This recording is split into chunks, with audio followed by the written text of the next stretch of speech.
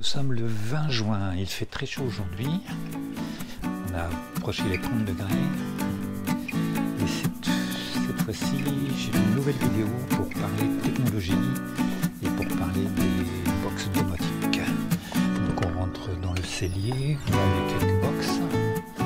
Donc au niveau des box domotiques, on va parler de la box Somfy, la Taoma, on va parler de la box Home Pro 2023 et on va parler aussi de Home Assistant 2025. Voilà, c'est les trois box que je connais qui sont chez moi, qui fonctionnent. Donc là, c'est la Home Pro 2023 et ici c'est le Pi5 4 Go sur lequel j'ai installé Home Assistant 2025, voilà, depuis plusieurs mois maintenant. Donc voilà, donc ça c'est la Taoma Serenity, c'est le modèle Serenity, donc on a l'en-bas sécurité là, et puis elle a cette forme là, et elle est connectée, vous voyez, en Ethernet, et puis elle est alimentée ici avec son adaptateur. Donc voilà la fameuse box Taoma Somfy, qui est obsolète, elle n'est plus vendue malheureusement, cette box. Donc voilà, je l'ai mis ici à l'étage parce que j'avais une meilleure couverture pour le signal RTS de Somfy. C'est là où je couvrais pratiquement tous mes équipements. Donc avant de passer sur l'ordinateur pour montrer comment j'utilise ces différentes boxes domotiques, hein, donc les trois dont je vous ai parlé essentiellement, donc la Taoma de chez Somfy, Home Pro 2023 de Home, racheté par LG Electronics, je crois bien là maintenant, et puis eh bien Home Assistant 2025, hein, qui est la dernière que j'ai mis en place pour des besoins très particuliers que je vais expliquer.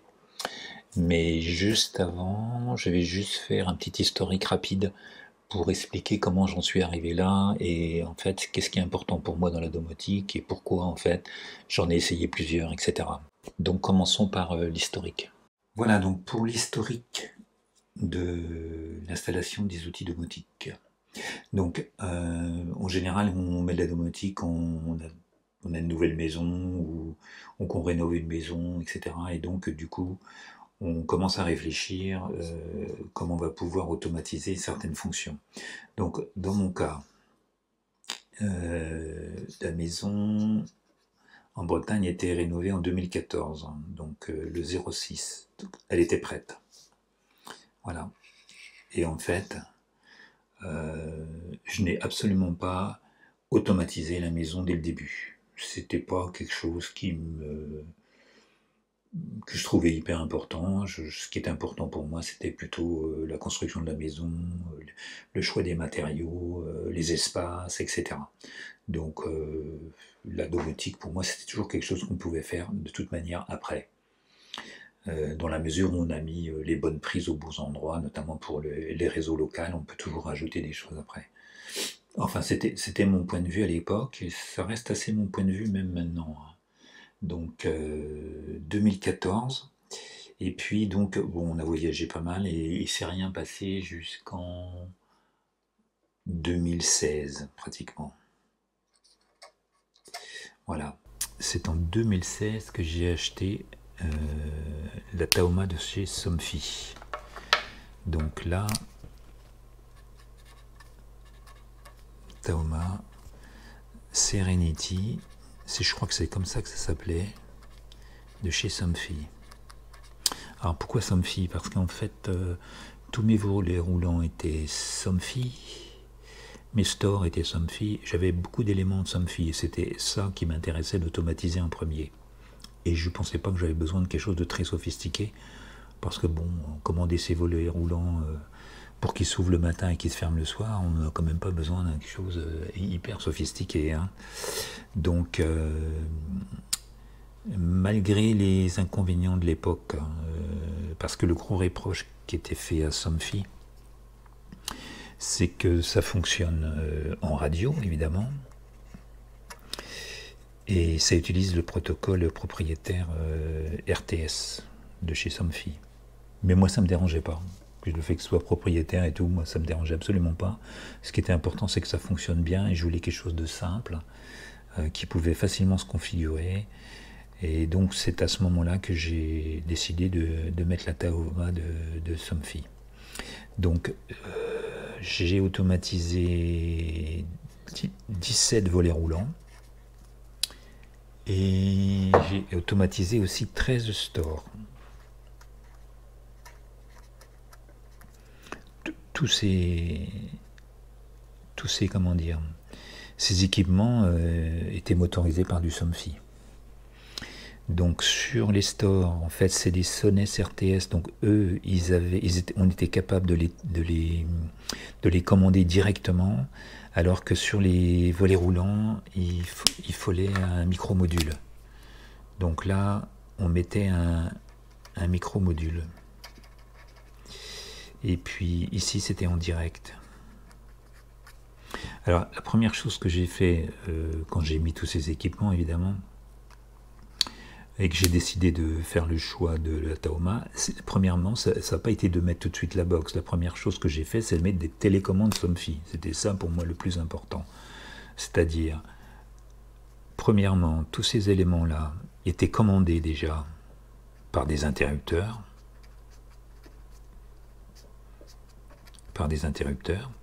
au mur, plus ensuite après les télécommandes, notamment la Télé 16 j'ai utilisé, et ensuite après j'ai mis la Taoma. Pourquoi ça? Parce que moi je trouve qu'on passe pas son temps à chercher la télécommande ou aller regarder son téléphone, etc. si on est juste à côté de l'interrupteur qui permet d'ouvrir le volet roulant ou de baisser le store, etc. Je trouve que franchement c'est beaucoup plus pratique et c'est toujours très très bien d'avoir l'interrupteur à proximité, d'autant plus que en cas de panne, notamment la Taoma, vous pouvez une panne de courant, ou peut-être pas une panne de courant, une panne d'internet, ou un problème radio quelconque, votre télécommande ne va pas marcher, votre Taoma ne va pas marcher. L'interrupteur, lui, il va fonctionner. Donc, voilà, il y avait une réflexion sur le fait que, bon, moi je voulais quelque chose de très manuel. Je voulais quelque chose qui soit télécommandé. Et après, je voulais pouvoir faire de l'automatisation. Donc, ces trois étapes-là, moi, que j'ai suivi tout le temps. Voilà. Donc, voilà l'idée d'automatiser et pourquoi je l'ai fait dans ce sens-là. Ce que j'ai fait aussi à l'époque, j'ai rajouté, puisque c'était possible, il y avait des modules lumière aussi. Donc, j'ai rajouté aussi des modules lumière pour la lumière du jardin, la lumière du garage, la lumière de la cuisine. Bon, c'était vraiment pas nécessaire, mais bon, c'était plus pour tester. Les lumières des terrasses,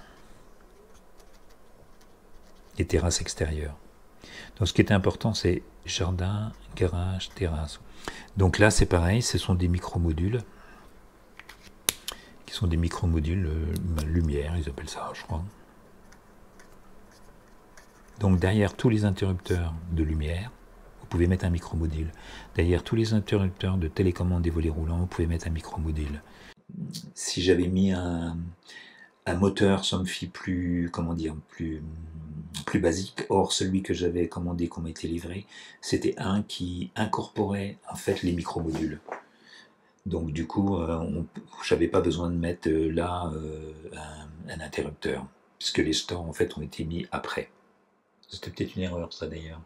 Si je l'avais fait, ben bon, enfin, c'est toujours pareil. Quand on intègre une maison, il y a des choses qu'on fait par étapes, et bon, souvent les stores, moi je trouve que ça peut venir après. Il faut faire un choix, etc. L'esthétique est important, donc des fois on prend son temps. Bon, voilà, ça peut expliquer pourquoi j'ai un décalage là. Mais voilà les grandes fonctions. Et ce que j'ai rajouté ensuite, ça a été les modules, parce qu'ils font ça aussi chez Somfy, ils mettent des détections d'ouverture. Donc là je l'ai fait pour tout ce qui est porte. Donc la porte d'entrée, la porte du cellier, la porte du garage et la porte de l'étage. Voilà, donc j'avais 4 portes qui était vraiment où c'était intéressant, disons, de mettre un détecteur d'ouverture qui peut me remonter l'état, enfin qui peut me remonter un changement d'état, pas l'état, le changement d'état, c'est-à-dire de dire, si pardon, excusez-moi, ça remonte aussi non c'est RTS, non c'est des modules RTS, donc ils ne remontent pas l'état, mais ils disent la porte s'est ouverte, la porte s'est fermée, voilà. Donc ça c'est intéressant. C'était une petite chose de sécurité en plus, donc Somfy peut faire ça aussi. Et puis il y avait les détecteurs de... Et je les ai mis aussi sur les fenêtres. Sur les fenêtres. Donc là j'avais plusieurs fenêtres sur lesquelles je les ai mis. Pas sur les baies vitrées, je les ai pas mis, c'était pas pratique, donc je ne l'ai pas fait ça. Voilà. Et de toute façon les baies vitrées étaient bien protégées par des volets roulants. Donc c'était notamment certaines fenêtres du rez-de-chaussée sur lesquelles je les ai mises. Les petites fenêtres. Voilà. Donc détecteur d'ouverture, de lumière, les volets roulants, les stores. Et puis aussi j'avais mis, j'ai changé depuis, j'ai mis également, ensuite après dans le temps, j'ai rajouté les détecteurs de fumée. Donc j'en ai mis un au rez-de-chaussée, un à l'étage et un au garage. Mais là, au garage, problème qui est lié à la distance. Là, il ne fonctionnait pas bien, son état n'était pas bien reporté. Parce qu'entre la maison et le garage, j'ai à peu près 40 mètres, donc du coup, ça ne fonctionnait pas très bien. C'est dommage. Mais voilà, c'est là où on atteint parfois la limite de la technique et des protocoles utilisés. Voilà. Mais ce système fonctionne très bien puisque il est toujours actif, il fonctionne toujours depuis. Ensuite, j'ai laissé comme ça pendant un certain moment, puis vers, on va dire, 2018-2019, j'ai testé d'autres box, donc Domus, et puis JDOM, j'ai testé. Bon, je ne vais pas m'étendre parce que je ne les connais pas super. Je les ai juste essayés. Idomé, je l'ai même acheté. Et je l'ai gardé, je ne sais pas, 2 ou 3 mois. Puis j'ai arrêté parce que l'interface ne me plaisait pas du tout. Je trouve que c'était limité, donc vraiment basique. Donc ça ne me plaisait pas. Donc j'ai laissé tomber. Je dois être quelque part dans mon garage, dans une box. Je ne sais même pas ce que j'en ai fait. Et JDOM, c'est des choses qu'on peut installer aussi sur des micro-ordinateurs. Donc ça, j'ai essayé plusieurs fois, plusieurs versions. Mais moi j'ai pas apprécié, j'aimais pas du tout. Alors c'était peut-être les débuts, maintenant j'imagine les versions doivent être beaucoup mieux, mais en tout cas moi ça me convenait pas. Donc j'en parlerai pas du tout parce que ça, pour moi l'expérience n'était pas bonne. Voilà. Ensuite ce qui s'est passé c'est qu'en 2020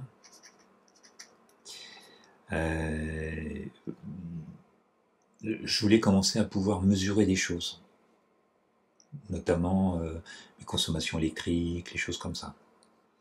Et franchement, là, la Somfy, elle est limitée, quoi.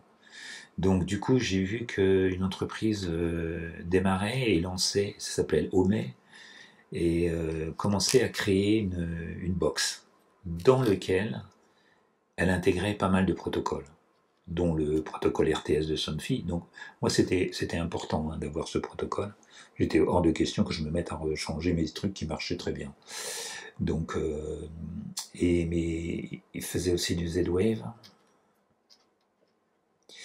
Il faisait du RTS, du Z-Wave, et c'est tout, je crois, à l'époque. Je pense pas qu'elle faisait du Zigbee. Ouais, du Bluetooth évidemment, mais bon. C'est pas hyper intéressant, mais je crois que les 2 protocoles majeurs c'était ceux-là. Donc je l'ai acheté, je l'ai configuré, j'ai vu que en RTS et en Z-Wave ça marchait bien.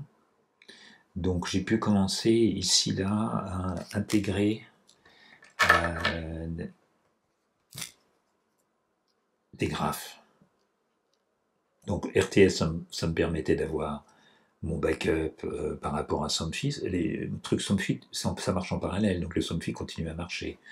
Donc là, je pouvais aussi, en cas de problème, ou si un jour je décidais d'abandonner Somfy, ou par exemple la box devenait obsolète, elle n'était plus maintenue, ce qui n'est pas le cas d'ailleurs, soit dit en passant. Là, si vous allez sur le site Taoma, vous verrez que de Somfy, vous verrez que la Taoma série est obsolète, c'est-à-dire que vous ne pouvez plus l'acheter, vous achetez à la place la Taoma Switch qui s'appelle, qui n'a pas de liaison Ethernet, mais qui elle fonctionne en Wi-Fi.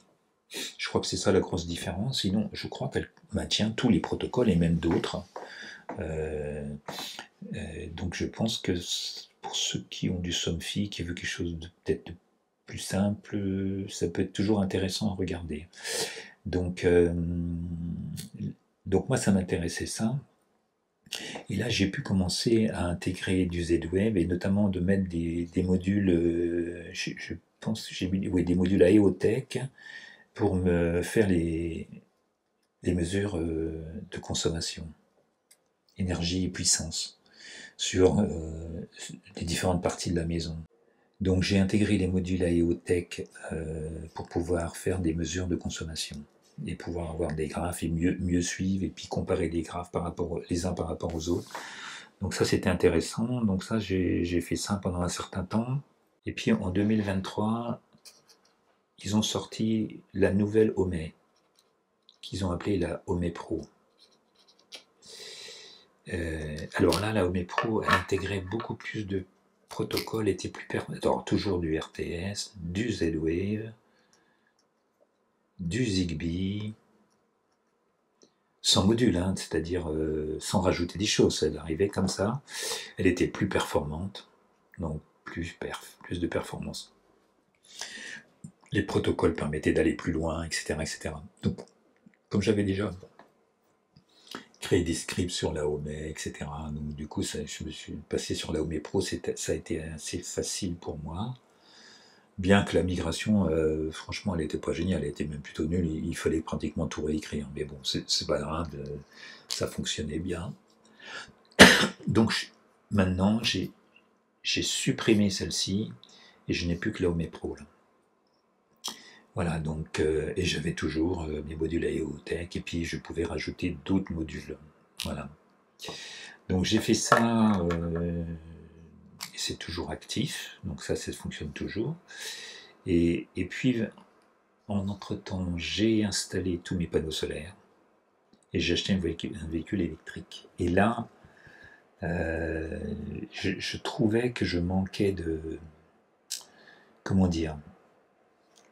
Les fonctionnalités sur la Home Pro, je vais le montrer à l'écran après, à nouveau, je trouvais, à part sortait des graphes, mais c'était un peu limité, il n'y avait pas beaucoup d'animation, je trouve que c'était un peu insuffisant, et je me suis à nouveau regardé, entre-temps, ici, là, j'avais regardé un peu Home Assistant, j'avais trouvé que c'était pas mal, mais je ne l'avais pas intégré, parce que je m'étais plutôt concentré sur la Home Pro, et puis en 2024, et puis là, surtout en 2025, je suis repassé sur une intégration de Home Assistant 2025 que j'ai installé. J'avais installé sur un Pi 4, mais après j'ai réinstallé sur un Pi 5 avec 4 Go.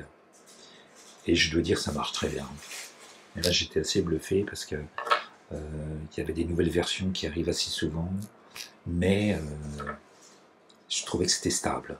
Autant avant, j'avais des doutes, c'était pas... Ces trucs qui cassaient, c'était compliqué. Là, maintenant, je trouve que ils ont arrivé à un niveau là qui est vraiment bien. Voilà. Donc, on a beaucoup de gens qui développent dessus, il y a beaucoup de modules. Donc, c'est super. Et j'ai beaucoup d'interfaces, en fait. Donc, le truc qui était intéressant là, c'est que, premièrement, je pouvais m'interfacer avec la Taoma de Somfy. C'est-à-dire que de là, grâce à des applications intégrées, je ne commande pas directement les volets roulants, mais je peux envoyer des commandes à la Taoma pour lever des stores, les baisser, etc. Et je peux aussi faire de l'automatisation. Donc ça me permettait de quand même gérer mon RTS. Et évidemment, elle fonctionne aussi en Z-Wave. Et surtout, elle est compatible Matter, les nouveaux protocoles. Matter, Fred. Alors tout ça sont des protocoles domotiques là qui arrivent là. C'est pas encore, c'est le début, hein, donc il faudra voir dans le futur. Je l'utilise aussi pour les interfaces Wi-Fi de chez Shelly, donc très facilement avec du Shelly. qui est vraiment très très bien. Donc voilà pour ça. Ça s'interface avec mon Envoy de chez Enphase pour tout ce qui concerne le solaire. Donc ça c'est très très important. Et puis qu'est-ce qu'il y avait encore que j'avais? Ouais, c'était les choses les plus importantes, le Somfy, les modules Shelly, l'interface avec l'Envoy. J'ai encore d'autres modules hein, que je vais vous lister à l'écran, mais de mémoire là, ça ne me vient pas. Voilà. Donc voilà à peu près l'état des lieux commence à évoluer là sur 10 ans en fait. Hein. Donc sur 10 ans, ben, j'ai toujours celle-ci est toujours là, toujours active. Donc ça c'est quand même très très bien. Ça veut dire que ça dure. Et puis les mises à jour se font, on a à peu près une mise à jour par an, je pense. Au contraire de Home Assistant, là, tous les mois il y en a une, hein, pratiquement. C'est pas du tout le même rythme. Hein. Disons qu'eux, ils vont très lentement, ils ont un système qui fonctionne. Voilà. C'est fait pour quelqu'un qui a des besoins. Moi, je pense que quelqu'un qui a des besoins simples aujourd'hui, qui est basiquement déjà assez automatisé sur du Somfy, etc., eh bien, la Tahoma, elle fait des choses vraiment très très simples, mais qui fonctionnent très bien. Voilà. Parce que moi, ça fait 10 ans que je les ai, ça fonctionne. Voilà. Alors, Edomigidum, pour ceux qui veulent essayer maintenant, moi je ne les connais plus parce que j'ai arrêté, mon expérience n'était pas très bonne à ces époques-là. Bon, je sais qu'il y a plein de gens qui les utilisent, hein, donc bon, chacun peut voir ce qui lui plaît. Homey, ben, la dernière, elle est quand même pas mal. Le truc de Homey, c'est que ils ont été assez vite au début, ils ont développé pas mal de modules. Mais là, ils viennent d'être achetés par LG Electronics, il me semble bien.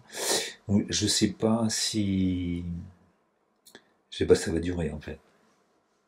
L'application est plutôt bien, mais par exemple, je voyais des choses, je montrerai à l'écran, qui n'évoluent pas vite, quoi. Franchement, j'ai l'impression qu'ils font un peu de cosmétique, là. Enfin bon, on verra.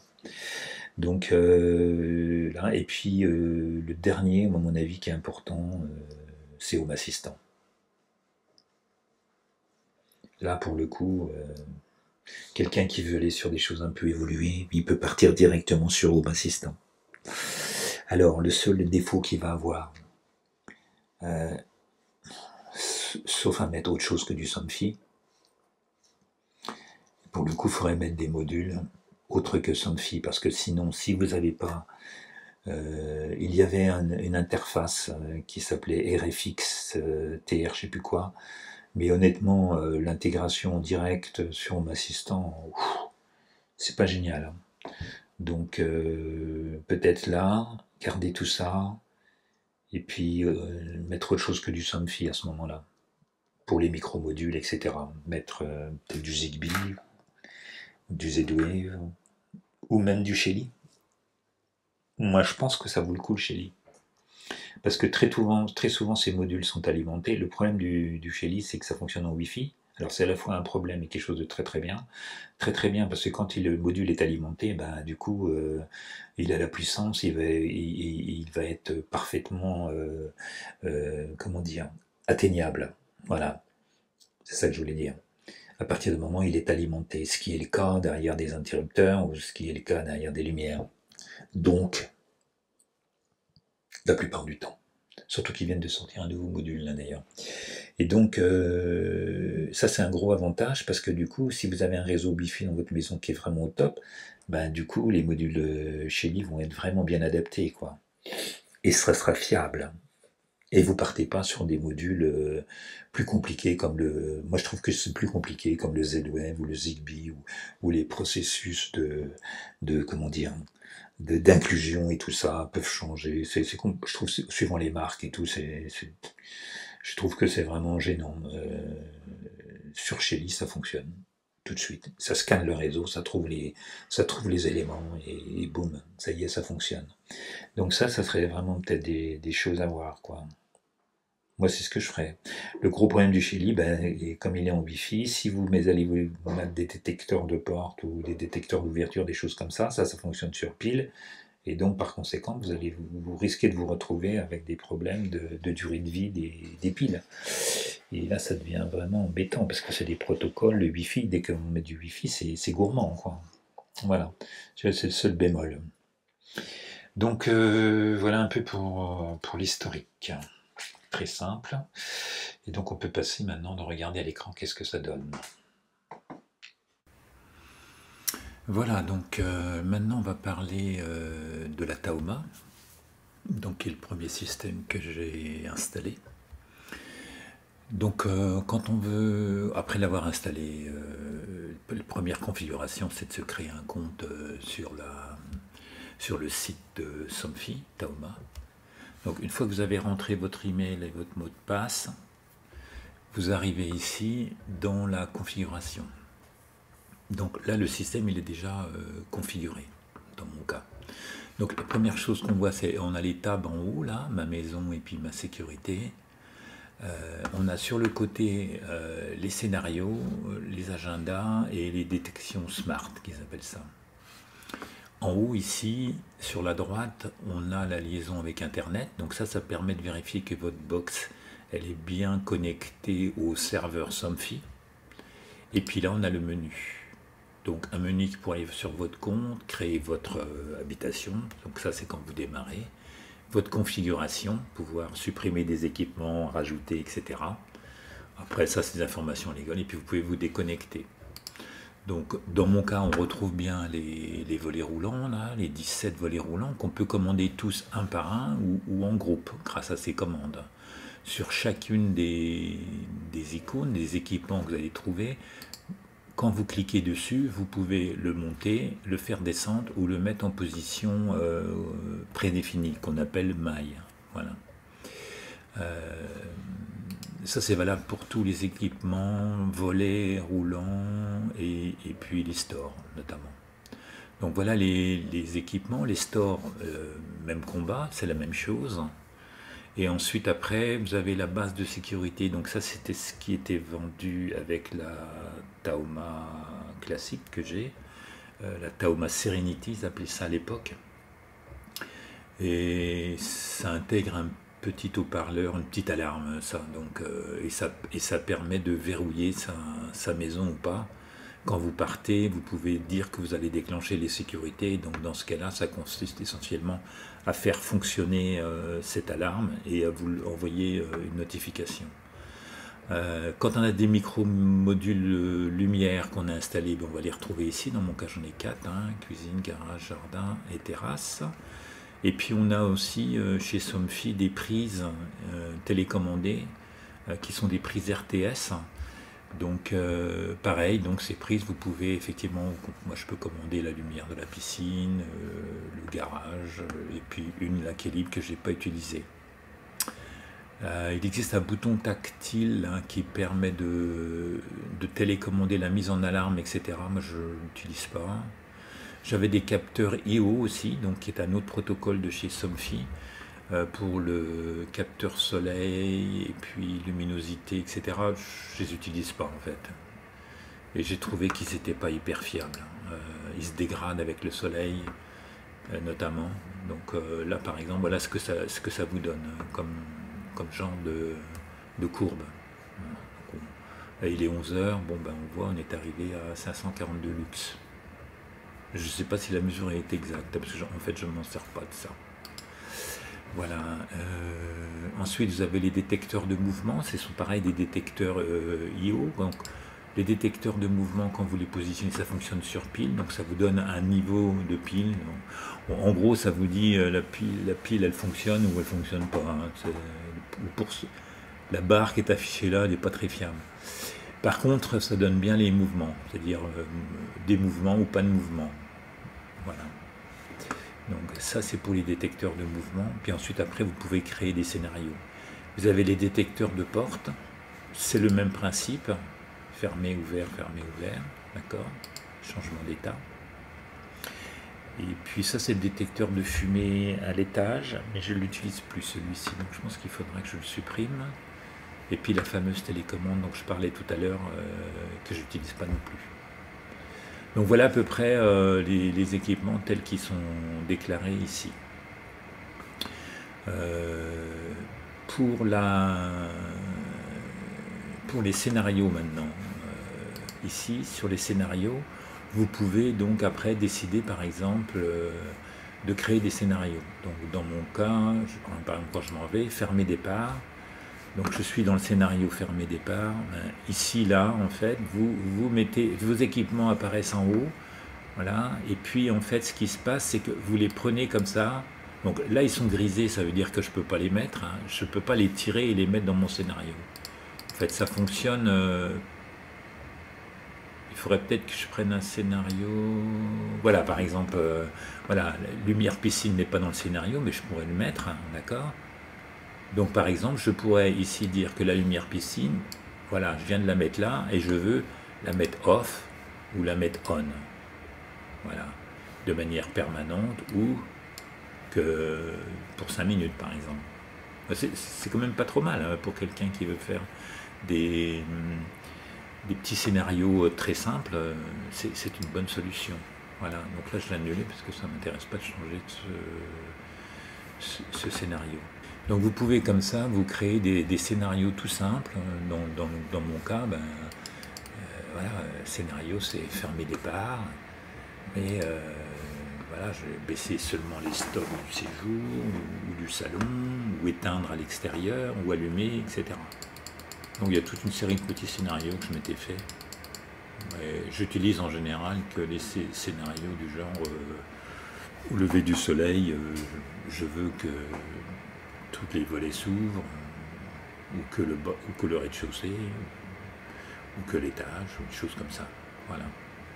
Donc voilà pour les scénarios. Donc ça, c'est des scénarios qui restent assez simples à construire, très faciles, on n'a pas besoin d'être spécialement doué techniquement pour faire ça. Ça me paraît très simple. Il existe aussi un moyen de faire un agenda que vous pouvez, notamment deux, qui sont absence ou présence. Donc chaque jour, comme ça, vous pouvez dire que vous êtes en présence ou que vous êtes en absence. Ce qui vous permet, par exemple, si vous décidez que quand vous n'êtes pas chez vous, d'accord, ben, vous ne voulez pas que l'ouverture des volets roulants, par exemple. Vous ne voulez pas activer les lumières, vous ne voulez pas activer les stores, parce que vous êtes absent, vous voulez laisser tout fermé. Ou vous voulez éventuellement, comme font certains, faire bouger quelques volets roulants pour faire croire que vous êtes là. Bon, mais si par exemple vous décidez que vous n'êtes pas là, vous allez pouvoir ici dire absence, et dans l'agenda absence, vous allez pouvoir dire que vous ne levez pas les volets roulants le matin, par exemple. Et vous ne les baissez pas le soir, puisque en fait ça reste tout le temps fermé. Voilà. Et vous pouvez activer l'agenda ou pas. Donc dans mon cas il est off, je ne l'utilise pas, je fais ça autrement. Et voilà, donc vous voyez. Et puis ensuite après vous pouvez ici sélectionner, voilà, vous voyez, vous pouvez décider sur quand vous êtes présent de faire tel scénario, voilà, ou de faire tel autre scénario, voilà. Décider aussi de mettre des équipements à des moments donnés de la journée, ouverts, fermés, donc ça donne une certaine souplesse quand même, on peut faire pas mal de choses quand même, d'accord. Si par exemple je décide que ça c'est absence, il suffira que je mette là, et puis là vous voyez, vous allez dire seulement le dimanche, chaque jour, tous les jours, etc. Voilà. Donc vous pouvez vraiment définir une plage qui est la plage dans laquelle vous êtes absent, ou avoir par exemple des choses qui sont différentes le week-end que la semaine par exemple, etc. Donc ça permet de faire quand même, à mon avis, pas mal de petits scénarios très utiles. Donc ça c'est pour les agendas, et puis les smart détections. Donc là c'est pareil, vous allez pouvoir ici décider avec une programmation assez simple, de dire que par exemple je veux par exemple de 1h à 5h40 tous les jours, pour tous les détecteurs, pour tous ou au moins un des détecteurs, je veux activer la sécurité et je veux m'envoyer un email. par exemple. Voilà.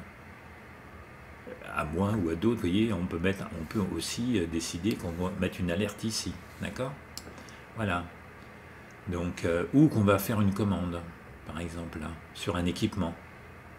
Donc là, on pourrait dire, je voudrais également, par exemple, je sais pas, fermer tous les volets, je sais pas, etc., etc. Ou activer une sirène extérieure, des choses comme ça.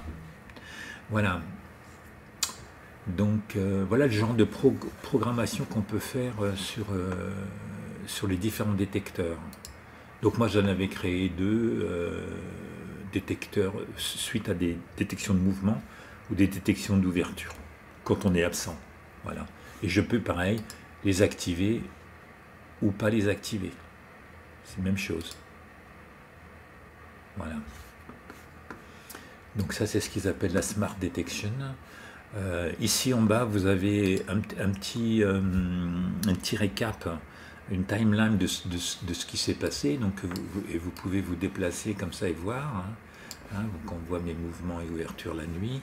Et puis ici, vous voyez que ce matin, 6h16, ça s'est déclenché pour ouvrir tous les volets roulants.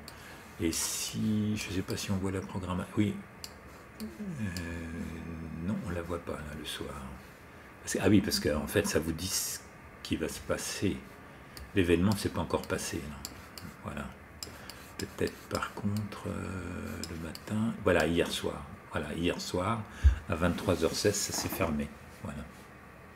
Voilà, et puis vous avez la même chose, mais cette fois-ci en ligne, en colonne, je veux dire. Et voilà, ça vous dit le matin, le soir, les scénarios qui ont pu être joués. Si vous avez déclenché quelque chose de particulier, comme là, j'avais fermé les volets de l'étage avec l'application sur mon iPhone, ben, ça apparaît aussi ici.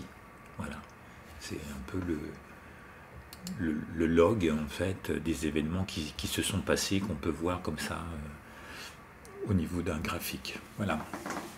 Donc au niveau de la après au niveau de la configuration, ben, quand vous allez commencer, vous allez vous créer pour chaque détecteur ou chaque élément de commande, qui peuvent être les micro-modules volets roulants ou les micro-modules lumière, vous allez pouvoir les activer ici, quoi. Voilà. Tout ce qui est, alors c'est fait par protocole, donc là c'est lié au protocole RTS. Hein. Les détecteurs de mouvement, vous voyez, ils sont ici, ils sont liés, les détecteurs d'ouverture, ils sont liés au protocole IO, donc ça c'est un autre protocole de chez Somfy. Protocole RTS, donc protocole RTS, lui qui fonctionne dans la bande de fréquence de 433 MHz. Ça c'est d'autres protocoles, d'autres équipements Somfy qui viennent ici là, notamment la base de sécurité, le bouton tactile et la télécommande qu'on trouve sur les équipements de la petite box Somfy. Ça c'était les caméras. Au tout départ, ces systèmes étaient compatibles avec les caméras Axis. J'avais essayé, mais je n'ai pas trouvé ça super génial. Je vais laisser tomber tout ça. Et puis, je crois qu'on peut rajouter des éléments de chez Schneider. Donc, vous voyez, vous prenez un truc comme ça, vous faites ajouter, et là, vous allez pouvoir ajouter des équipements de chez Schneider. Il suffit d'ajouter des équipements. Alors, ça, j'ai regardé si je pouvais supprimer. J'ai pas trouvé comment supprimer parce que je n'utilise pas ces tables là. Je les ai ajoutées à un moment donné. Ah oui, c'est ici en fait. On peut rajouter, voyez, on peut rajouter des éléments, notamment des équipements de chez Atlantique, Thermor, Sauter, Hitachi, Philippe Hue, KNX, etc. Donc je peux rajouter, mais j'ai pas trouvé comment supprimer en fait là le table. Une fois qu'il a été créé, on ne peut plus les supprimer, même si on ne les utilise plus. Mais bon, c'est comme ça, c'est pas grave. Voilà. Donc, IO et RTS, c'est les choses vraiment principales que moi j'utilise. Et maintenant, ils utilisent une autre box qui est la Taoma Switch, qui est celle-ci, qui n'est pas excessive d'ailleurs. Bon, là, la prise ZigBee, c'est pas forcément nécessaire, mais. Donc ça a quand même pas mal évolué parce que cette nouvelle box, hein, qui n'est pas très chère, je crois que c'est moins de 200 € sans les équipements là,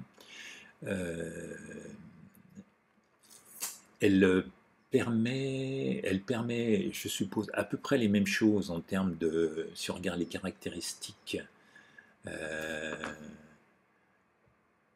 on va retrouver voilà, caractéristiques techniques, voilà, c'est important. Donc, on peut piloter, il y a une application smartphone, d'accord. Les équipements IO et RTS que je vous ai montré qui sont les miens, on peut toujours les télécommander avec la nouvelle. 200 équipements notamment en IO et 50 équipements RTS, ça fait déjà beaucoup, hein. 50 équipements, et de quoi faire. Hein. Mais surtout, elle rajoute le protocole Zigbee, qui est un bon protocole domotique. Voilà, quand même. Voilà. Et on peut mettre jusqu'à 50 capteurs, on peut créer jusqu'à 40 scénarios, 20 scénarios planifiés. Donc c'est une box qui est assez intéressante pour ça. Et ces protocoles radio sont intégrés. Donc c'est ça qui est important. On n'a pas besoin de rajouter une clé USB ou quoi que ce soit. On va avoir d'office RTS, IO et Zigbee. Donc ça c'est pas mal. L'autre différence aussi, je crois, c'est que moi ma box, la classique avant, elle se connectait par Ethernet. Et sur celle-ci, il n'y a plus de port Ethernet, mais c'est du Wi-Fi. Voilà. Voilà les grosses différences. Mais ça reste une bonne box, je pense. Parce que si vous êtes déjà équipé en matériel Somfy, la nouvelle là, pour un prix quand même qui est assez modeste, vous permettra de pouvoir continuer à gérer tous vos équipements Somfy, plus les protocoles Zigbee qui sont quand même un protocole domotique intéressant. Surtout que c'est la dernière version du Zigbee, c'est la 3.0.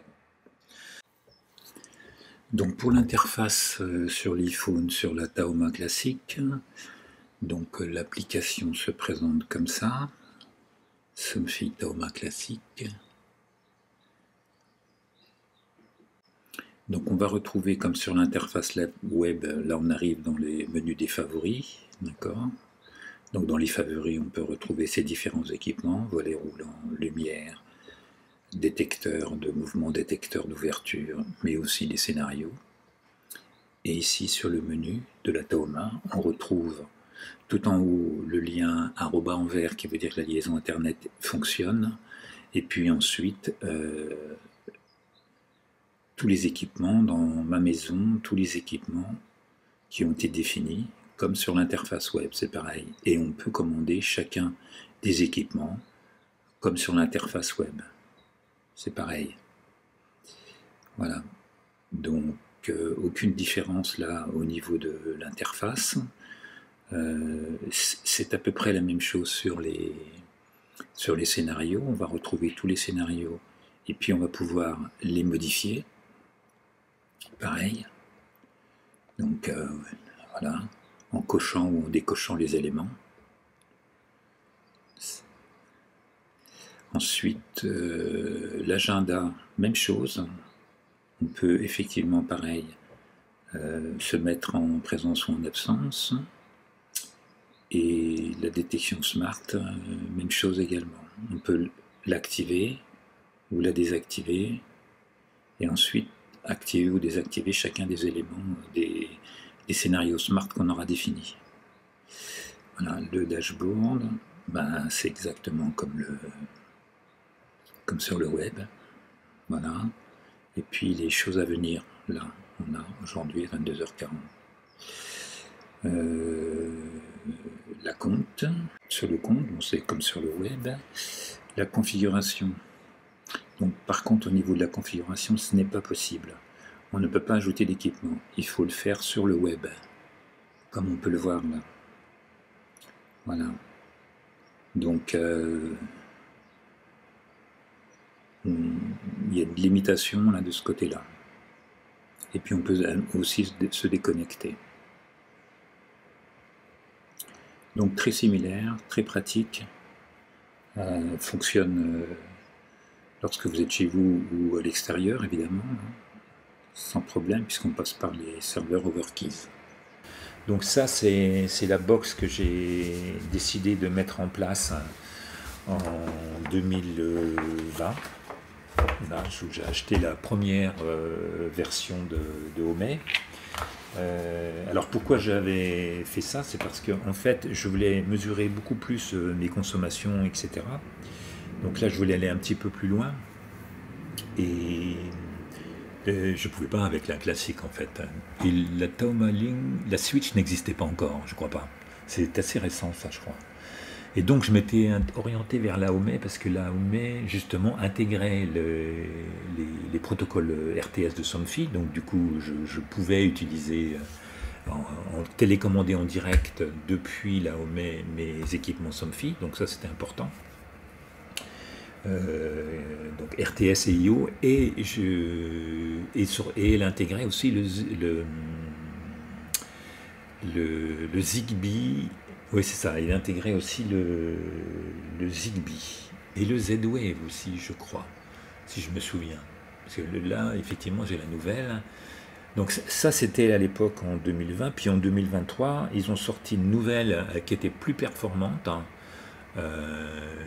Donc du coup, je suis passé sur la Homey. Et voici comment ça se présente. Donc ça, c'est un peu le tableau de bord un peu standard quand on est dans la maison. Et puis là, on va voir tous les équipements qui sont organisés par zone. Donc le garage, le jardin, etc. Voilà. Donc on les classe comme ça. Voilà. Donc moi, c'est un peu comme ça que j'ai classé les miens. Donc on retrouve tous mes détecteurs, tous mes volets roulants, etc. C'est la même chose. Voilà.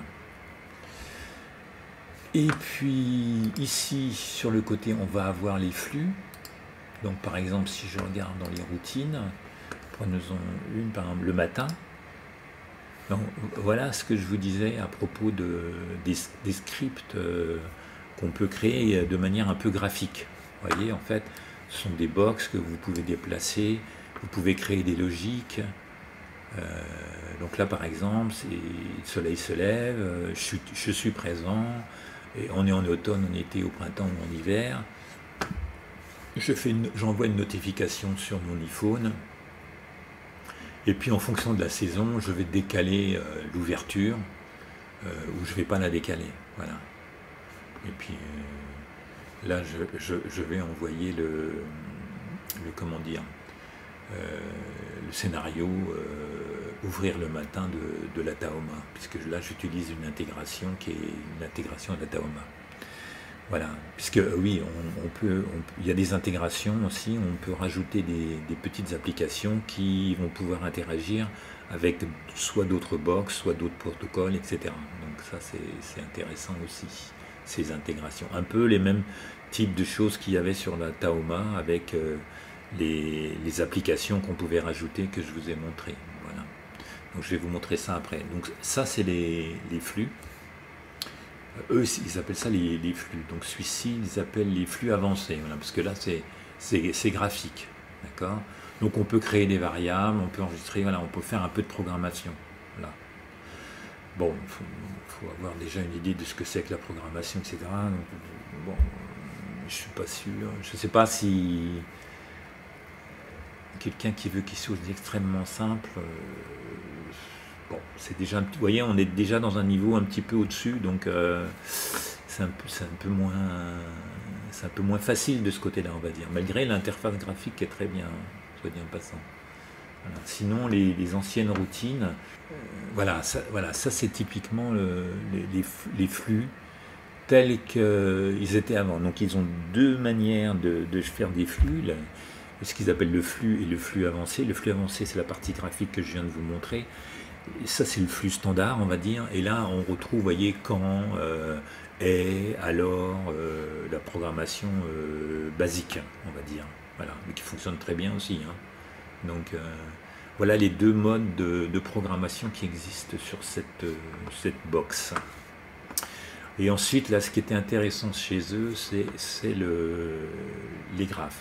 Alors, là déjà, c'est un premier point que je voulais vous dire, moi que je trouve que bon, ça avance pas très vite chez eux aussi des fois, c'est par exemple, vous avez l'habitude, une fois que vous avez paramétré votre maison, vos applications, vos équipements, les graphes, c'est souvent les mêmes que vous allez pouvoir regarder. Mais depuis, ça fait 2 ans ou 3 ans, ils n'ont même pas été foutus de faire un truc qui, en fonction de votre profil, par exemple, vous afficherez automatiquement les derniers graphes. Et je suis obligé de les repasser à chaque fois, en fait. Donc la batterie, par exemple, utilisation de l'énergie, si je veux le voir, je suis obligé de venir là, cliquer. Je suis obligé de le faire pour tous mes équipements. Alors que ça serait si simple de créer un profil ici et de dire, voilà, les graphes qu'on voudrait voir affichés tout de suite. Donc pour moi, c'est quelque chose de vraiment très très simple à faire, ça. Et ça, ils l'ont pas fait. Je comprends pas trop. Il y a des choses chez eux, des fois, là, j'ai du mal. J'ai du mal à comprendre. Mais enfin bon, c'est comme ça. Donc ça, par exemple, c'est ma consommation. Alors, on peut rajouter comme ça les graphes indépendamment des uns des autres, ou on peut les rajouter ici comme ça. Donc si on ajoute, le graphe va venir surimposer sur le graphe précédent. Donc par exemple, là, j'avais la batterie, mais là, je vais par exemple mettre utilisation de l'énergie, ajouter. Voilà. Donc vous voyez, les graphes se superposent dans ce cas-là. Voilà. Donc là, c'est la ligne des 0 watts que vous voyez ici. Donc voilà, le soir, là, ça y est, là j'ai restitué mon énergie sur ma batterie qui est au garage, à 3,5 kW. Et puis ça, c'est ma consommation toute la nuit. Voilà, donc là, la batterie ne faisait plus rien. Et puis là, on a commencé à la recharger. Donc là, on est en train de la recharger, notamment. Voilà. Donc là, par exemple, je peux l'éteindre. Ça va être ma production solaire. Donc on voit hier, c'était intéressant. Il y a eu beaucoup de nuages quand même hier, donc, mais on voit que je suis monté à 6 kW encore. Hein. En ce moment là, quand ça donne, je produis 6 kW. Donc j'ai largement de quoi recharger mon véhicule électrique, la batterie qui est dans le garage et fournir toute la maison pendant toute la journée, en fait. Voilà, parce que si vous regardez Enedis là, donc je m'en suis servi un petit peu là. Non, pardon. Voilà. Vous voyez, en fait, là, j'ai réinjecté chez Enedis. Et puis là, j'ai pratiquement, de temps en temps, j'ai réinjecté un petit peu de temps en temps, quand effectivement ma production en bas là, était trop forte, et que soit je ne chargeais pas la voiture, soit pour X raisons, je consommais pas assez. Donc du coup, je renvoyais un petit peu ici chez Enedis. Et 1000 kW là 700, etc. Voilà. Et puis là, on voit, à un moment donné, j'ai eu une pointe ici, là. Le soir, ça c'est la pompe à chaleur qui a dû démarrer. Et donc, du coup, j'ai eu besoin d'un complément de puissance chez Enedis. Voilà. Donc, voilà le genre de courbe qu'on peut avoir. Voilà la PAC, par exemple. Là, on peut rajouter la pompe à chaleur. Voilà, vous voyez, c'est bien ce que je vous disais, je viens de rajouter la pompe à chaleur là en bas sur l'écran. Vous voyez, il correspond exactement à la courbe du haut là chez Enedis. Voilà. Pourquoi? Parce que ma production solaire était insuffisante. Voilà. Et malgré ma batterie de 3,5 kW, c'est pas assez. Hein. La pompe à chaleur, quand elle se met en route en bas chauffe-l'eau, ça va être jusqu'à 6 kW. Hein. Donc voilà, c'est toujours important. Moi, je fais de l'autoconsommation au maximum, mais je n'ai pas suffisamment de batterie pour pouvoir être complètement autonome. C'est pas très jouable. Tiens, bon, on va le rajouter ici, là, charge de la voiture électrique. Donc, je rajoute ici utilisation d'énergie. Voilà, sur mon chargeur en phase, j'ajoute. Voilà. Donc là, vous avez l'exemple de ma production solaire, qui est ici en bleu, et la charge de mon véhicule électrique hier. Ça, c'était hier. D'accord? Donc on voit, ben, j'ai chargé, j'ai arrêté, j'ai chargé moins. Donc, en fonction de ma production, le système en phase qui charge mon véhicule électrique, ma Tesla, c'est ce qu'ils appellent, on peut le programmer de différentes façons. Notamment, on peut le programmer ce qu'ils appellent en charge verte, c'est-à-dire que je ne charge mon véhicule que si j'ai suffisamment de production solaire. Et sinon, il va stopper carrément la charge, ou il va envoyer moins de courant. C'est ce qu'on voit dans cette courbe-là. Elle évolue en permanence, voilà, en fonction de ma production solaire. Et puis là, ça s'est arrêté, évidemment, il n'y a plus assez. Ça s'est arrêté toute la nuit, et puis on l'a laissé brancher. Donc ce matin, vous voyez, à 9h15, j'ai pu commencer à recharger un petit peu, et ainsi de suite. Et là, par exemple, je recharge pas mal. Et là, elle est débranchée, Elisabeth est sortie, donc du coup, là, évidemment, je ne charge plus. D'accord. Donc là, il y a des grandes chances que je vais renvoyer chez Enedis. Bah oui, voilà. Là, vous voyez la courbe verte, Enedis, là, je leur renvoie 2,6. Donc mon système est réglé pour ne jamais renvoyer plus de 3 kW. Hein. C'est la réglementation, en fait. Donc, voilà. Donc, ça s'équilibre plutôt très très bien. Mais voilà, avec le système domotique, vous pouvez quand même vérifier tout un certain nombre de choses comme ça. C'est notamment si vous commencez à avoir pas mal de capteurs pour mesurer les différentes consommations que vous pouvez avoir. Et bien cette box va vous permettre de le visualiser de manière assez sympathique. Voilà. Donc voilà les fonctions principales de cette box, que je trouve quand même plutôt bien. Hein. Alors dernièrement, ils ont rajouté quelque chose qu'ils appellent le tableau de bord. Alors c'est peut-être là. Ouais, voilà. Donc vous voyez dans la partie paramètres, alors c'est ça qui est un peu bizarre chez eux, la manière dont ils intègrent les choses là. Vous voyez, là, je voudrais pouvoir aller dans les nouvelles applications qu'ils ont créées qui s'appellent tableau de bord, mais en fait, c'est pas intégré directement, c'est dans une application, donc il faut que j'aille dans les paramètres, du coup, et puis là, on va aller mettre les mises à jour, etc. Il doit y avoir aussi le tableau de bord. Il n'existe même pas sur le web. Vous voyez, voilà, ça c'est toutes les comment dire, les applications qu'on va pouvoir, l'application Shelly, etc., qui va être nécessaire de rajouter à la box pour pouvoir gérer certains équipements. Parce qu'il gère le Zigbee, mais il ne gère pas forcément tous les équipements, les versions, et très souvent, vous allez être obligé d'installer l'application Fibaro, là, ou l'application Ikea Tradefee, etc., pour pouvoir télécommander les différents équipements. Alors, il y en a pas mal, notamment, on peut rajouter une application Somfy RTS pour piloter les stores en RTS, ou l'application Somfy Taoma qui vous permet de vous connecter directement à la Taoma. Donc là, cette fois-ci, c'est la Taoma qui va gérer. Voilà. Donc, il y a quand même pas mal d'applications, beaucoup plus que sur la Somfy. Mais il y a des choses qui font, moi je trouve, qui sont juste un peu bizarres, quoi. On va retrouver, quand on arrive dans le tab accueil, on va retrouver les éléments qu'on a mis en favori en premier. Les flux préférés également, et puis la chronologie. Voilà ce qu'on va retrouver. Donc assez similaire aux favoris qu'on peut avoir, l'accueil qu'on peut avoir sur l'interface web. Au niveau de l'onglet appareil, là quand on va retrouver tous les appareils classés par pièce, par zone, de la même manière que sur le web. Voilà.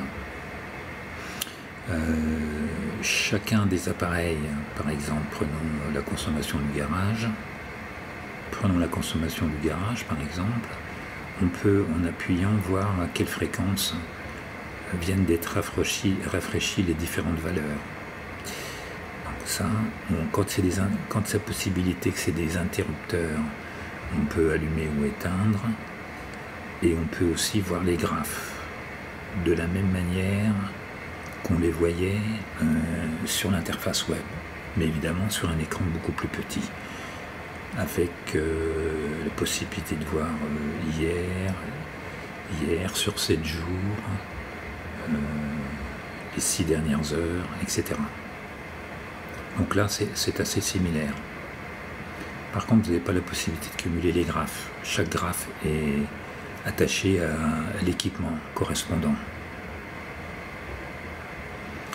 Donc voici pour les appareils. Au niveau des flux, cette fois-ci, on peut voir les flux. On peut les activer ou les désactiver, mais les flux avancés ne sont pas modifiables. Ce qui est compréhensible compte tenu que l'interface graphique sur les flux avancés est assez sophistiquée. Et sur un petit écran, ça n'a pas trop d'intérêt. Donc, ça se fait une partie des différences aussi, c'est que les flux avancés ne sont pas modifiables. Ils ne sont même pas éditables, je crois qu'on ne les voit même pas d'ailleurs. Flux avancés, je crois qu'on ne peut même pas les voir. Si je prends par exemple les routines, prenons par exemple ouverture, voyez, voilà, il faut aller sur l'application web. Donc ça c'est les petites différences. Ensuite il y a un onglet énergie qui n'existe pas du tout sur la partie web. Par contre là, moi je ne l'ai pas beaucoup utilisé. La configuration me paraît assez étrange d'ailleurs, soit dit en passant, mais bon, comme je n'utilise pas, j'utilise Home Assistant là-dessus, j'ai pas creusé. Mais voilà. Donc là on voit bien ça, Total électricité, donc ça je remonte ça avec le compteur Enedis. Donc on voit bien en fait lorsque je renvoie ou lorsque je consomme. Et actuellement ce que je produis en kilowattheure. Là c'est de l'énergie, hein, c'est pas la puissance instantanée. Voilà. Et ensuite dans l'onglet plus, on va retrouver un peu ce qu'on avait dans les paramètres sur le web, avec les différentes applis. Donc ici elles sont toutes listées, et on peut en ajouter d'autres. Alors quand vous en ajoutez d'autres, en fait, ce qui se passe, c'est que l'application vous avertit qu'elle va être ajoutée. Vous sélectionnez en fait voilà, sur quel système vous voulez l'installer, et en fait ça s'installe ensuite avec un petit décalage sur votre application. Là, elle apparaîtra ensuite après ici, il faudra la configurer. Donc voilà pour les applications, on va retrouver les alarmes, les variables. Alors ce qu'on a ici qu'on n'a pas sur le web, c'est le fameux tableau de bord. Donc ça c'est assez nouveau, c'est quelque chose qu'ils ont fait dernièrement. Donc c'est basé, c'est un tableau de bord qu'on peut construire avec à la fois des valeurs, à la fois des graphes et à la fois des équipements qu'on peut commander. Voilà, un vrai tableau de bord on pourrait dire. Mais il n'existe pas sur le web. On ne peut pas faire ça sur le web. Donc c'est encore une différence. Je ne comprends pas trop d'ailleurs, mais bon, c'est comme ça. Ça fait partie des petites choses chez Home que je trouve bizarres. Voilà, et puis sinon on va retrouver les sauvegardes, une partie des paramètres avec les mises à jour, les applications ici, les intégrations qu'on peut faire. Voilà. Donc voilà rapidement comment ça se présente sur l'iPhone. Donc il tourne chez moi sur un Pi 5, hein, d'accord. Voilà le genre de choses qu'on peut faire après sur Home Assistant. Alors pourquoi j'ai mis Home Assistant? Je l'avais déjà essayé dans les années passées, et j'ai trouvé ça assez... C'était un peu trop technique encore à mon goût. C'est pas que j'aime pas la technique, au contraire, mais au niveau des interfaces, moi j'aime bien que les choses se simplifient quand même, hein. C'est l'intérêt d'avoir de la puissance et des ordinateurs, c'est pour que quand même les interfaces se simplifient et deviennent beaucoup plus simples. Voilà, et donc je pense que là, ils sont arrivés quand même maintenant, Home Assistant, là, je suis sur les dernières versions, hein. Je suis arrivé, je suis exactement, voilà, vous voyez, 2025, 6.1, avec la partie superviseur et l'operating system, voilà. Ça, c'est vraiment les dernières versions, ça, de Home Assistant. Donc, le hardware, vous voyez, c'est bien un Pi5, voilà. Et puis là, vous pouvez voir tout le détail de la... Alors, vous voyez, ça fait un peu Linux, ça, par exemple. C'est pas extrêmement... on peut effectivement voir tout le détail, mais bon. Ce qui est important, c'est que, voilà, vous voyez, le Pi5, aujourd'hui, ben, voilà, il est utilisé à 5% le processeur, et ma mémoire de 4 Go n'est utilisée qu'à 1,3 Go. Donc j'ai de la marge, hein, et j'ai déjà mis quand même beaucoup d'applications. Donc voilà, je trouve que ça fonctionne vraiment bien sur cette partie-là. Voilà. Et ici, vous pouvez venir voir dans les updates. Tiens, vous voyez, là, je vois que sur le Shield, alors c'est intéressant, il remonte aussi les mises à jour qui seraient possibles sur les différents équipements. Dans mon cas ici, c'est les modules qui permettent de mesurer l'énergie, mais qui sont de Shelly, qui fonctionnent en Wi-Fi. Voilà. Donc ça, c'est très intéressant aussi. Alors moi, je l'ai développé essentiellement parce que je voulais avoir des graphes plus performants, je voulais pouvoir faire des choses un petit peu plus sophistiquées, et notamment, je voulais voir vraiment quelque chose comme ça. C'est-à-dire que en me connectant, je veux pouvoir voir immédiatement ma production solaire, combien je renvoie chez Enedis ou combien je consomme chez Enedis, la consommation de ma maison, quand je recharge la Tesla, combien je consomme. Donc là, elle n'est pas là, donc je ne consomme rien, juste 5 watts pour la boîte. Quand on met en route le sèche-linge ou le lave-linge, tout ce qui concerne la buanderie, combien je consomme et combien je consomme pour tous mes équipements électroniques dans la maison. Donc là, j'ai plusieurs équipements qui permettent de mesurer soit des prises connectées, soit des petits éléments chez Lee qui permettent de mesurer des prises particulières ou des racks particuliers, et qui me permet d'en faire la somme après, de voir combien j'utilise au niveau de la technologie d'électronique. Donc évidemment, j'ai pas mal de trucs, donc je consomme pas mal, moi. Voilà. Et puis ça, c'est pour les pompes à chaleur. Voilà. Et la batterie qui est dans le garage, la batterie 3T là qui fait 3,5 kg. Vous voyez, donc ça par exemple, c'est très intéressant parce qu'à tout moment, ce que vous voyez là, je l'ai aussi dans l'application Home Assistant que j'ai sur mon téléphone, et où que je sois, soit à la maison, soit à l'extérieur, grâce à un abonnement chez Nabucasa, pour avoir justement la connexion sur votre boîte domotique, je peux tout le temps voir mes consommations et ma production. Donc, je trouve que ça, c'est quand même assez puissant, c'est vraiment bien. Donc vous pouvez le présenter comme ça, là, ça c'est fait à travers des cartes, là c'est une carte qui s'appelle PowerCard, Powerflow, des choses comme ça. Voilà, et donc on peut après configurer avec les différentes entités qu'on a actuellement configurées dans Home Assistant. Ici, vous voyez, là j'ai ma production, mais là j'ai la production totale, et là je vais avoir la production par terrasse.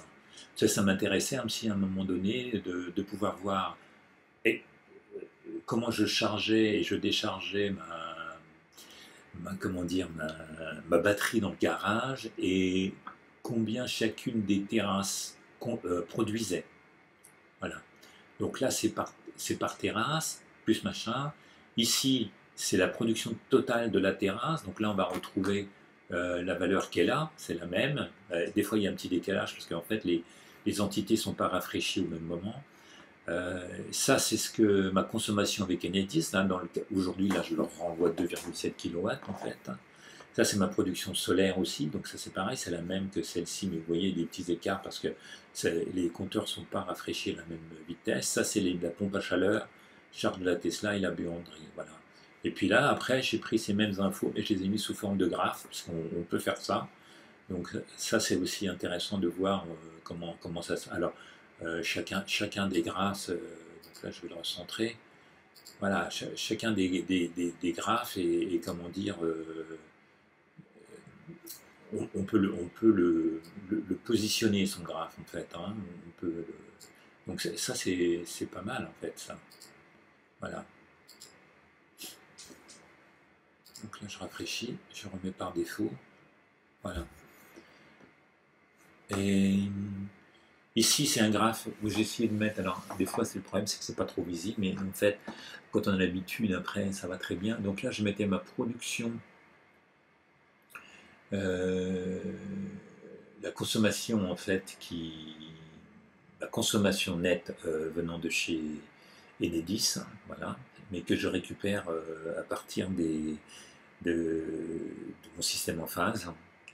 La production solaire, la Tesla et la pompe à chaleur. Donc c'était pour voir un peu, on voit, hein, vous voyez, ma production solaire, donc qu'est-ce qui se passe? Je branche ma voiture, vous voyez, je charge un peu moins, je charge un peu plus, en vert, voilà, pendant tout ce temps-là, hier j'ai chargé, en fait.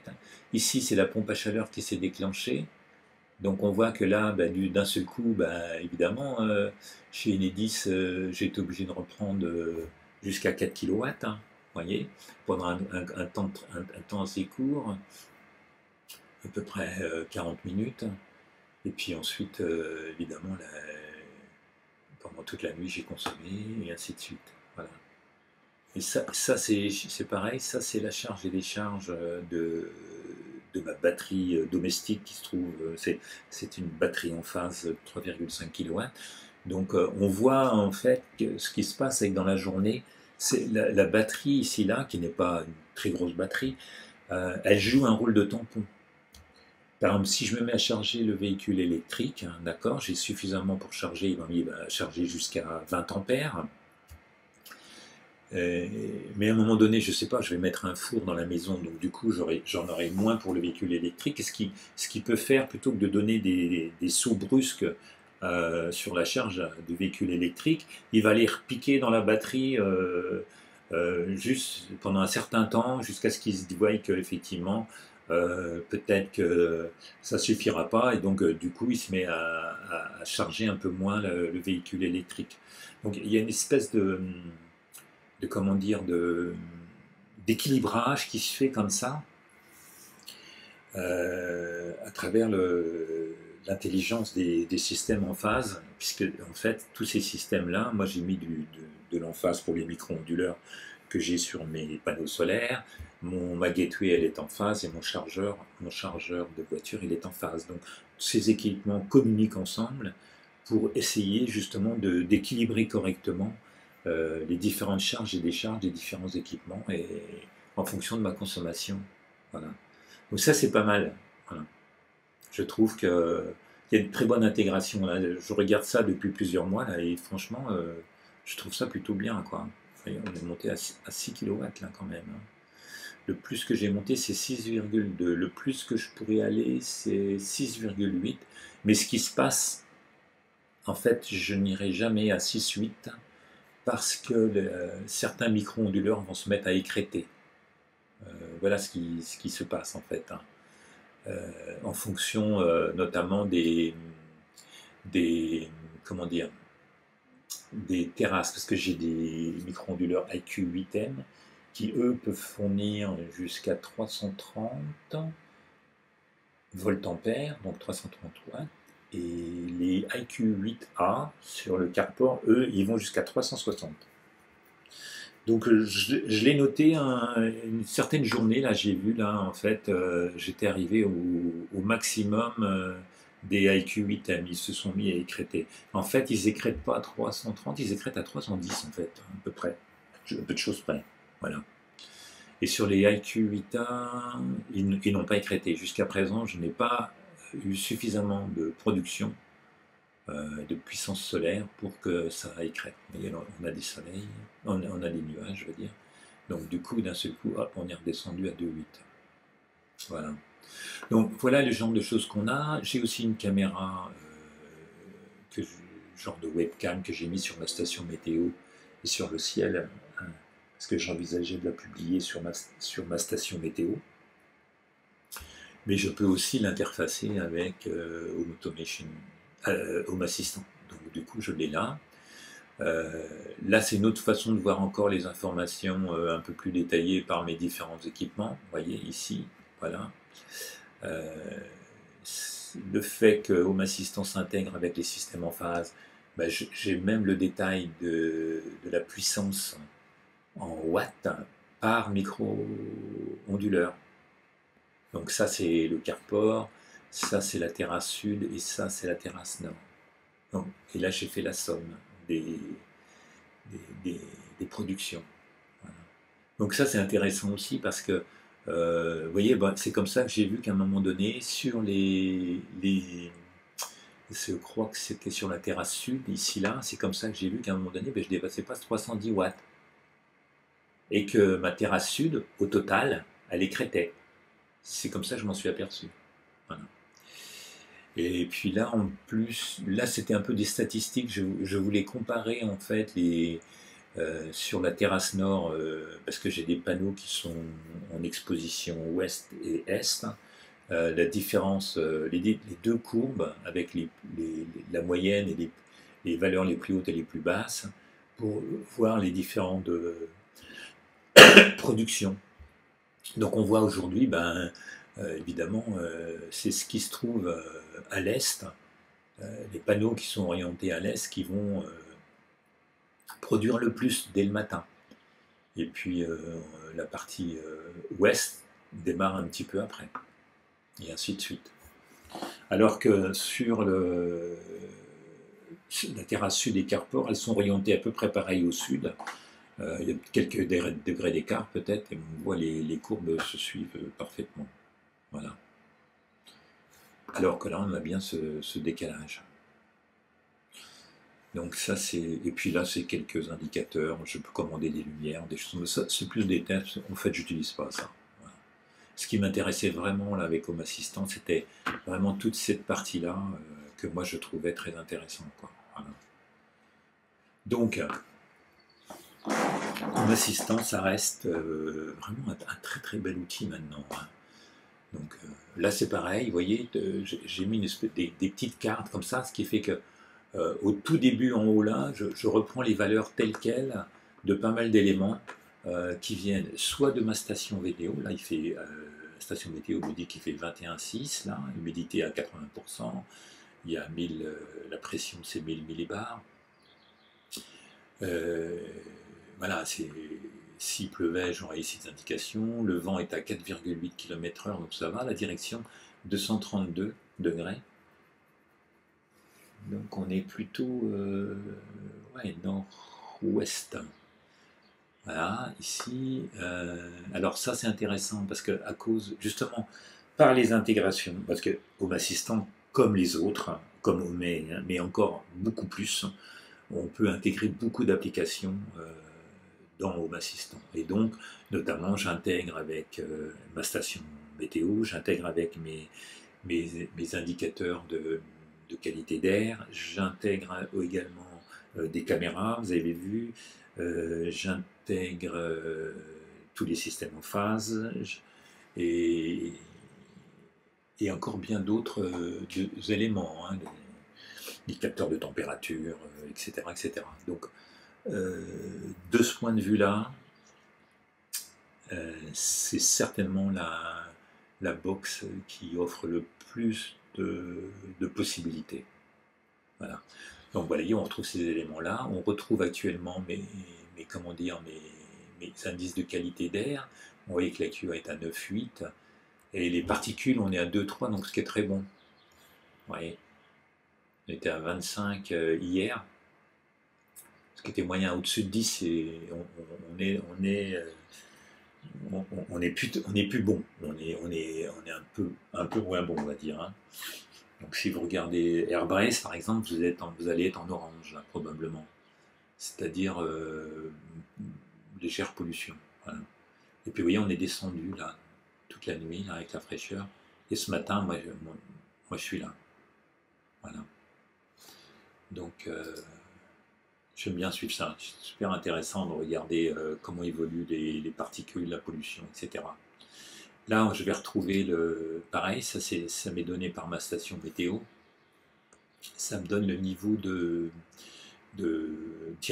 radiation solaire. Donc ça, vous voyez, j'étais arrivé à 870 watts par mètre carré hier. Donc ce qui explique les 6 kilowatts là. Hein. Vous voyez, là, on est à nouveau à 6 kilowatts, hein, et on est à combien? Voilà, on est à 800 watts par mètre carré. Voilà.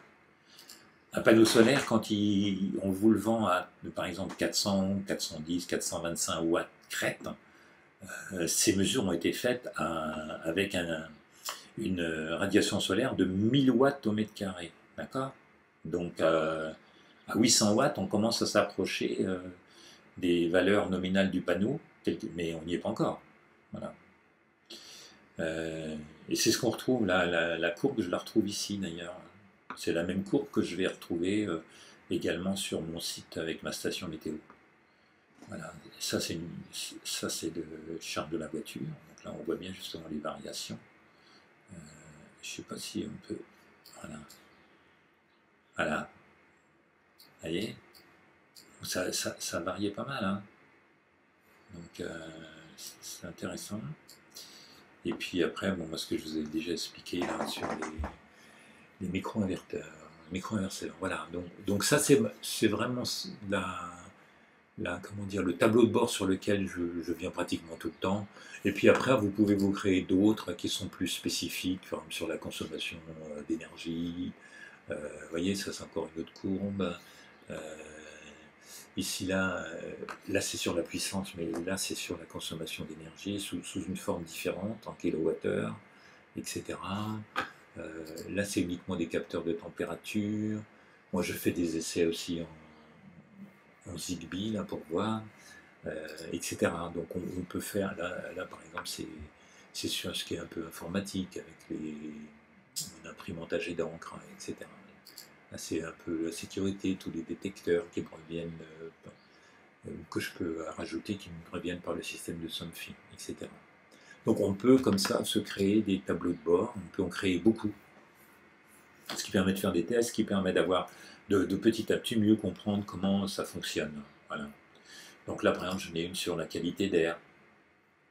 Donc là j'ai mis que les graphes et les valeurs de la qualité d'air avec la puissance de radiation solaire. Voilà par exemple. Là c'est la map où je suis, ça c'est sur la météo. Donc pareil, vous voyez, j'ai remis un peu tout ce qui concerne un peu la pression, température, humidité. Ça c'était sur les... Ah oui, c'est des choses que... Des éléments que j'ai déconnectés. C'était un peu sur les prises connectées chez Lee, là, par exemple. Ici c'est que du Somfy, ça s'interface qu'avec mon interface, ma box Somfy. Après ils ont fait un nouveau truc là qui s'appelle des zones. Ça se crée automatiquement celui-ci en fonction des différentes zones que vous avez créées. Bon, c'est pas extraordinaire ça. Il y a un truc sur les énergies aussi. Là c'est plutôt beaucoup mieux. Voilà. Là c'est vos logs. Vous pouvez regarder en fait voilà, tout ce qui se passe, détecteur de mouvement, etc. Ça c'est pour ESP Home Builder, c'est autre chose ça. Ça permettrait de créer comment dire, un équipement basé sur ESP Home. Voilà. Donc ça peut être intéressant aussi dans le futur. Ça c'est Glance, quelque chose que j'avais rajouté pour justement vérifier que la performance de mon Pi était, malgré les applications et les intégrations, il n'y avait pas de souci. Donc oui, ça confirme ce que je vous disais, un CPU, on est toujours à 30% pour la RAM. Bon voilà, j'utilise, on a des grosses pointes à un moment donné, mais il n'y a pas de souci là-dessus. Ça c'est les intégrations HACS. Donc là on va retrouver toutes les applications, les intégrations développées par la communauté de Home Assistant. Donc c'est assez puissant aussi ça.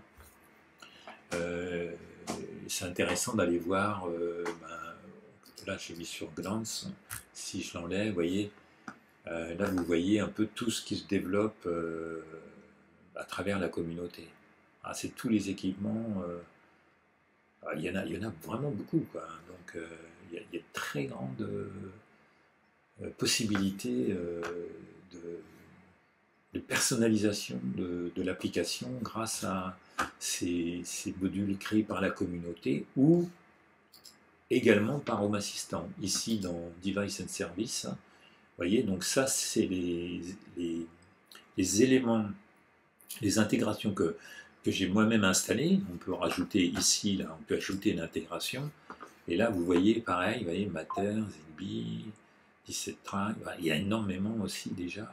Voilà, ça c'est tout ce qui vous est fourni de base par le système Home Assistant, ici. Donc moi, c'est les systèmes que j'ai installés. Donc les systèmes en phase, ceux de la communauté, services météo, qu'est-ce que j'ai d'autre, MQTT, le OneDrive, mais je n'utilise pas, c'était juste pour voir. Le RFX.com, alors ça j'ai essayé, j'ai regardé, je ne sais pas. Ça m'aurait permis d'aller télécommander directement en RTS mes équipements Somfy RTS, mais je trouve ça assez compliqué, honnêtement. Il faut que je creuse plus cet aspect-là. Ça, c'est l'interface directement avec la Taoma, ça s'appelle Overkeys, chez Somfy. Ça, c'est toute l'intégration de Shelly. Ça, c'est l'intégration avec ma station météo, avec Weatherlink de chez Davis Instruments. Voilà, donc c'est ce qui me permet de remonter l'ensemble des entités qu'on va avoir. Voilà, ici à la fin, vous pouvez en avoir pas mal. Hein. Donc voilà. Donc voilà un peu comment j'utilise et comment j'ai configuré. Alors, je ne vais pas aller dans la partie technique et comment on intègre, etc. Je pense que là, c'était plus pour avoir une vue un peu générale des outils et les différences entre les trois outils et peut-être vous donner une idée vers lequel s'orienter. Voilà. Donc, je pense que j'ai fait le tour de la question. Donc, la box la plus puissante pour moi aujourd'hui, c'est Home Assistant. On pourrait pallier le fait qu'elle n'utilise pas les protocoles RTS de base en utilisant cette intégration ou en utilisant une autre intégration qui s'appelle ESP Home Somfy que quelqu'un a développé sur un GitHub. Donc ça, j'ai vu ça dernièrement et ça semble assez prometteur. Est-ce que je peux le trouver là sur GitHub ESP Home-Somfy.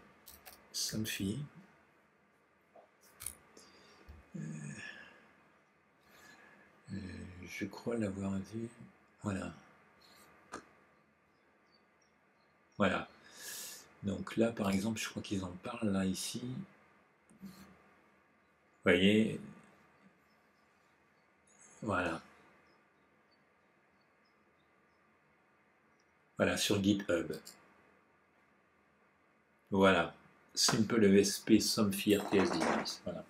Donc c'est un gars qui s'appelle Robert Struze qui a créé cette application, cette intégration, parce qu'il a utilisé un module ESP32 plus un transceiver et puis des connecteurs. Il a créé une petite carte qui permettrait d'envoyer des commandes radio en RTS sur les différents équipements Somfy. Et du coup, on l'intégrerait directement ensuite ça de manière assez facilement sur Home Assistant.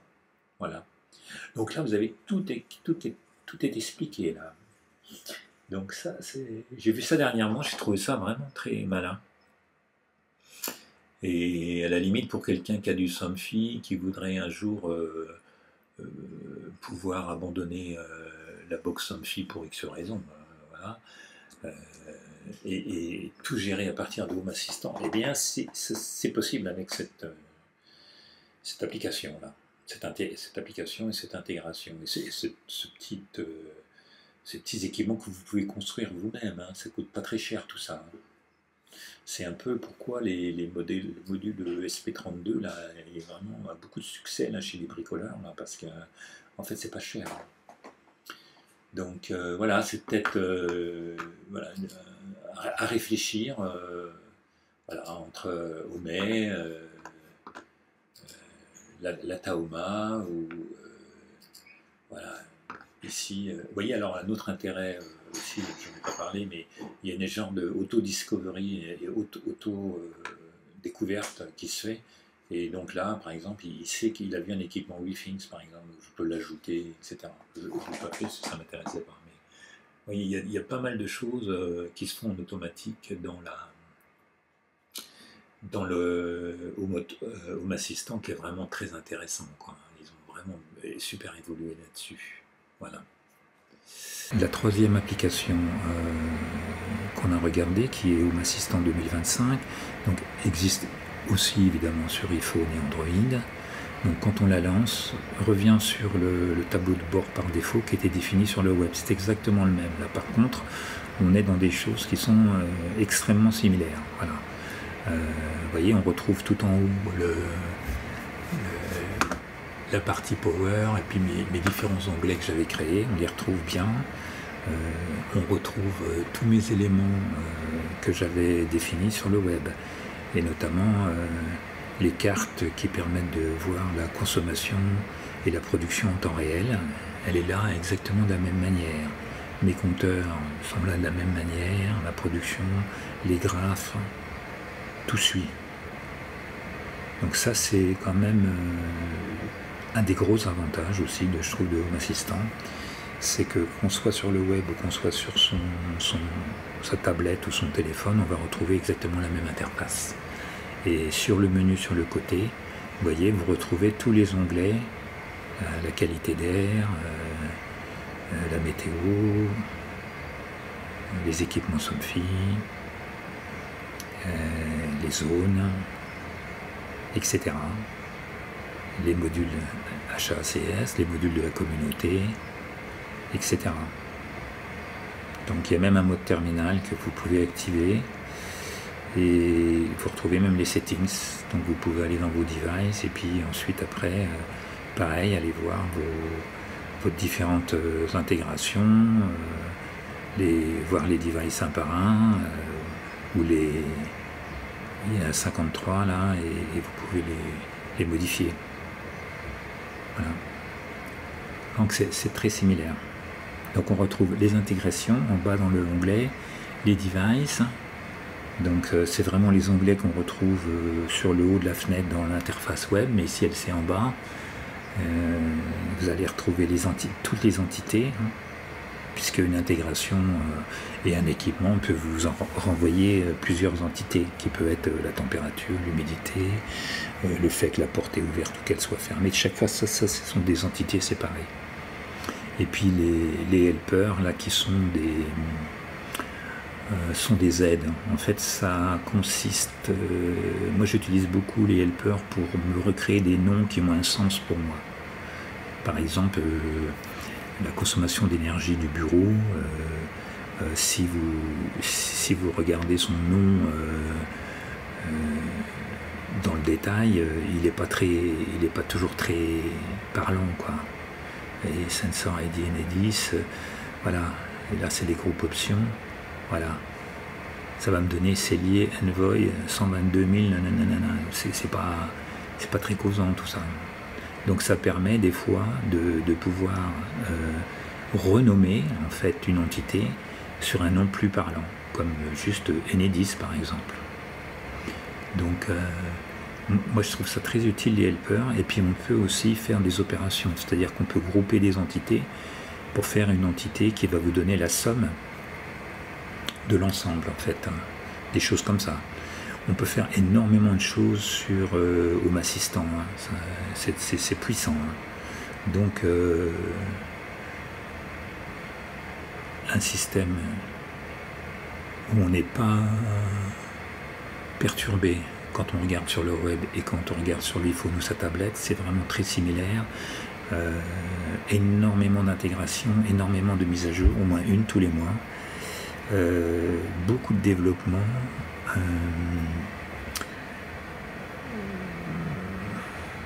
Un peu plus sophistiqué au niveau de l'interface. Je veux dire, avant d'arriver à faire cette interface-là, il faut passer un peu de temps quand même. C'est pas hyper compliqué, mais bon, il faut y passer un peu de temps, voir comment vous allez assembler vos cartes, etc. Et c'est faisable, sans être un expert en informatique. Il faut y passer un peu de temps. C'est pas tout de suite l'interface, quoi. Voilà. Donc voilà, je trouve que ça se termine pour la partie iPhone sur Home Assistant 2025.